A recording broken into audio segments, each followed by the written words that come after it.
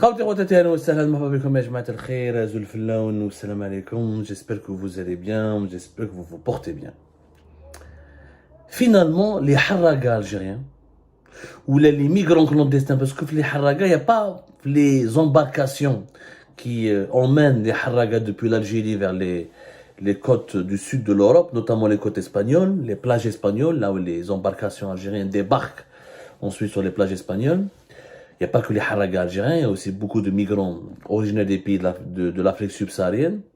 C'est pour ça que je vais dire les haragas tout court, parce que les haragas algériens, les haragas subsahariens, ont été les seuls bénéficiaires de la crise politique et diplomatique qui a opposé l'Algérie à l'Espagne depuis ces derniers 19 mois.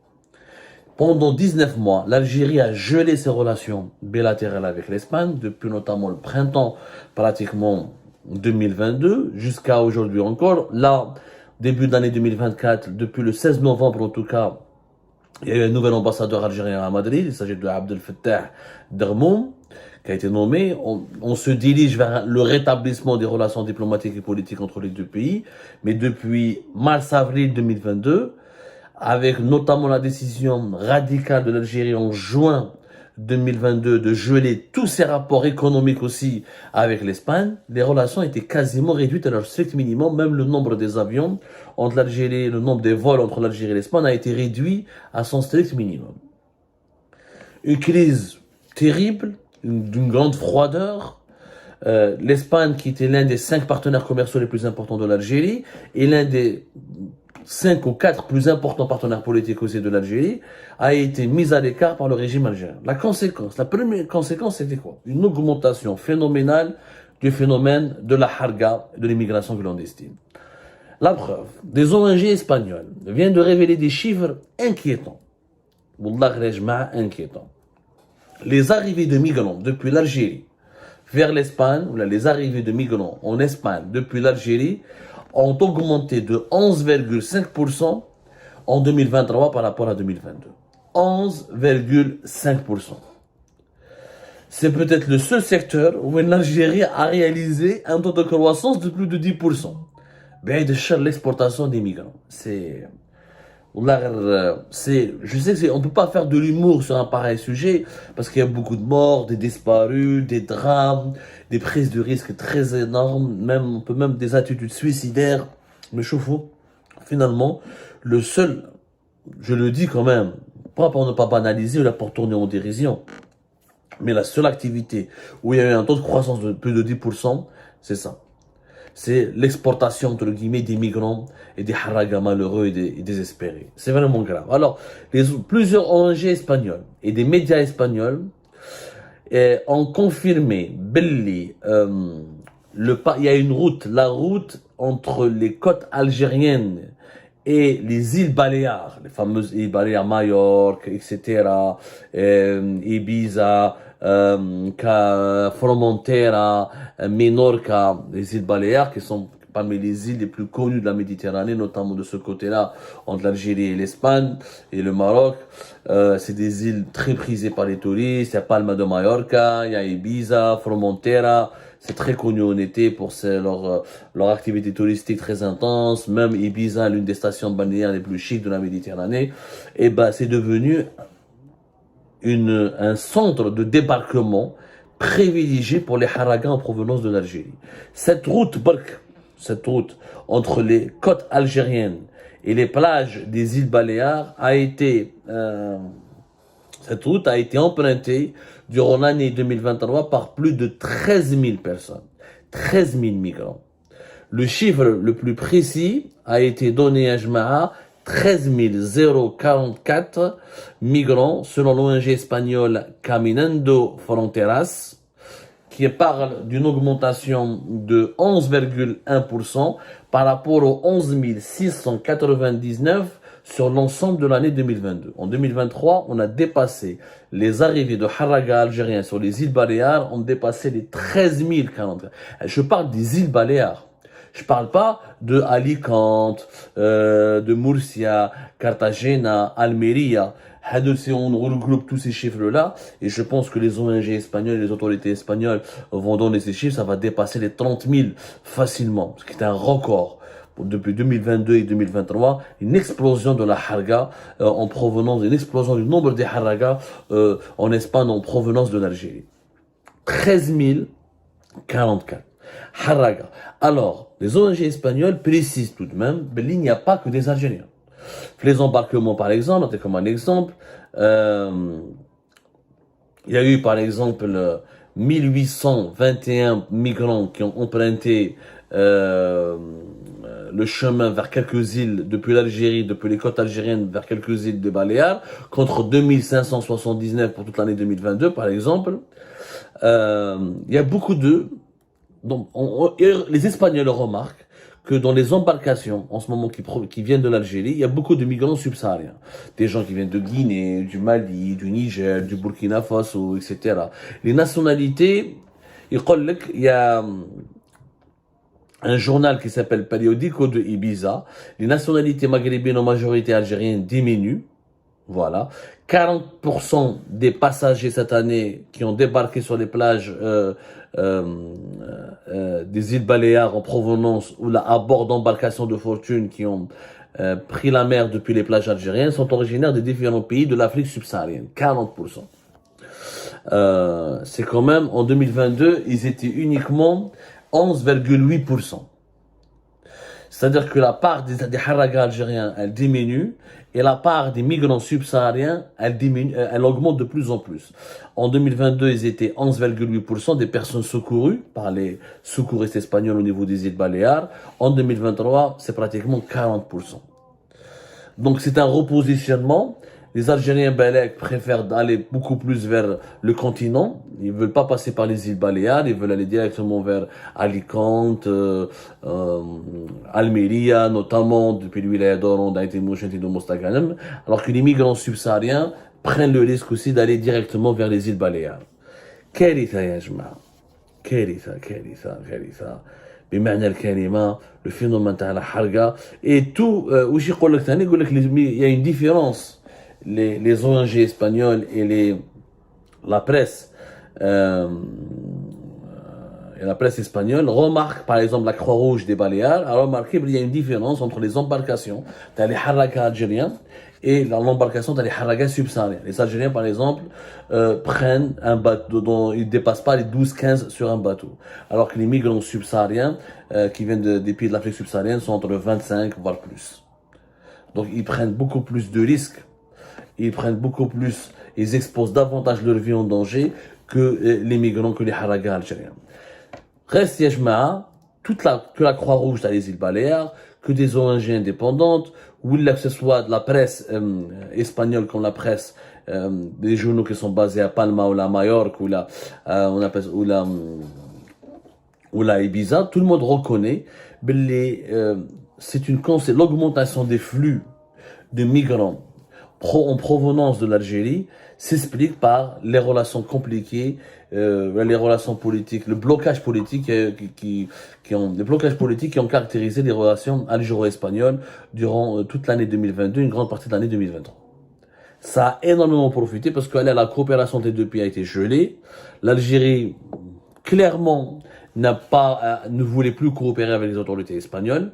Du coup, l'expulsion ou le rapatriement des haragas algériens qui fait l'objet d'un accord de coopération entre l'Algérie et l'Espagne, notamment depuis 2020 et 2021, a été gelé. Donc, il y a eu très très peu de rapatriement en 2022 et en 2023 par rapport à 2021, par exemple. Et la coopération entre les gardes-côtes algériens et espagnols a été réduite à son strict minimum, alors qu'auparavant, il y avait la possibilité de faire des opérations communes, d'échanges d'informations, d'identifier des enquêtes communes pour identifier les passeurs, etc. Donc, en fait, l'Algérie, quelque part, a voulu faire du chantage à l'Espagne à travers la migration. Sincèrement, la réaction du régime algérien était très brutale. Dès le printemps 2022, quand en mars 2022, le gouvernement espagnol a soutenu le Maroc dans l'option de la marocanité du Sahara occidental, dans cette option du plan d'autonomie du Maroc pour le Sahara occidental, et donc dans la conservation du Sahara occidental, territoire disputé entre le Maroc et le Polisario, dans son giron, le régime algérien s'est vengé. Il a bloqué les importations et les opérations de commerce extérieur avec l'Espagne. Il a gelé ses relations politiques, mais il a aussi utilisé l'arme migratoire. C'est une arme. Ya Habibi, sur une seule route de migration, avec 13 000 personnes qui ont une augmentation de 11, presque 12% sur une année, c'est énorme. Quand l'Algérie laisse autant, c'est-à-dire que là où j'étais oligarque côté algérien, ils ont essayé ça. Puisque regardez, la part des haragas subsahariens a augmenté jusqu'à 40%. C'est ce que constatent les ONG et les autorités des îles Baléares. Alors que, en 2022, elles étaient uniquement de 11,8%. C'est-à-dire que la majorité des haragas algériens, la majorité des haragas tout court, qui débarquaient sur les plages des îles Baléares, qui arrivaient, parce que le mot débarquer c'est un peu violent, qui arrivaient sur les plages, qui arrivaient à atteindre les eaux territoriales, les plages des îles Baléares, étaient algériens. En 2023, non. Il y a des Algériens, il y a des migrants subsahariens. C'est-à-dire que l'Algérie a laissé faire. Qui va chercher de l'immigrants subsahariens, comment leur nombre a augmenté. Alors que chef Naligas, en 2022, par exemple, et en 2021, ils ont plus d'équipements, ils étaient beaucoup plus violents, beaucoup plus brutaux avec certains haragas, ils ont tiré à maintes reprises avec des balles réelles sur les haragas, en utilisant des balles réelles sur des haragas algériens. Il y a eu un renforcement. L'Hakaïta, le mur, les Haboudirov, les quelques plages là où il y a Dorom, il y a eu une volonté, je venais en 2021, en 2022, une volonté farouche de la part des autorités algériennes à limiter le phénomène, le fléau de la harga. Ce n'est pas le cas en 2023. Il y a eu un relâchement de la part de l'Algérie, honnêtement. Il y a eu un relâchement, ce qui explique cette augmentation des départs depuis les wilayas, depuis le nord du pays. Et d'après les ONG espagnoles, comme la Croix-Rouge des îles Baléares, ou là d'autres ONG, spécialisé dans l'accueil, la prise en charge des migrants désespérés, et que les principales régions qui ont alimenté, ou là, à partir desquelles les haragas algériens ou les subsahariens prennent leur bateau pour rejoindre l'Espagne, عندك عين تيموشن، Oran, Mostaganem, Chlef, Cherchel, Tipaza, Alger, et Delis, Bjaya et Djidjil. Il y a maintenant des haragas depuis Djidjil ou Bjaya, ils arrivent à atteindre des îles qui m'a Menorca, qui m'a Mallorca, qui m'a Cabrera. C'est quand même énorme. C'est quand même vraiment, c'est un développement dangereux du phénomène de la harga. Je ne fais mon mleh. Il y a eu des conditions apparemment météorologiques plus favorables. Il n'y avait pas beaucoup de pluie en 2023. Il a fait beaucoup plus beau. Il a fait même beaucoup plus chaud. Du coup, des fois, on a l'impression que la mer est une piscine. Je comme une embarcation avec un bon moteur, qui est solide, une embarcation assez pas sophistiquée. En tout cas, juste une embarcation assez solide, bien équipée. On peut faire la traversée 3-4 heures depuis les côtes de certaines wilayas de l'ouest du pays. Tu peux arriver vers les côtes espagnoles. Les îles Baléares, c'est un peu plus compliqué. Mais les haragas tentent leur chance. Ils ont bien profité de la crise politique. Alors, ils ont profité de la crise politique entre l'Algérie et l'Espagne. Une augmentation aussi importante sur une seule route migratoire, c'est-à-dire des embarcations depuis vers les îles Baléares, par exemple, 13 000 personnes, 13 000 haragas. On ne peut pas y avoir. Il y a clairement une complicité avérée de la part des autorités algériennes. Ils ont laissé faire. Ils ont utilisé la bombe migratoire pour essayer de faire plier l'Espagne. Ça n'a pas marché, parce que l'Espagne n'a pas cédé.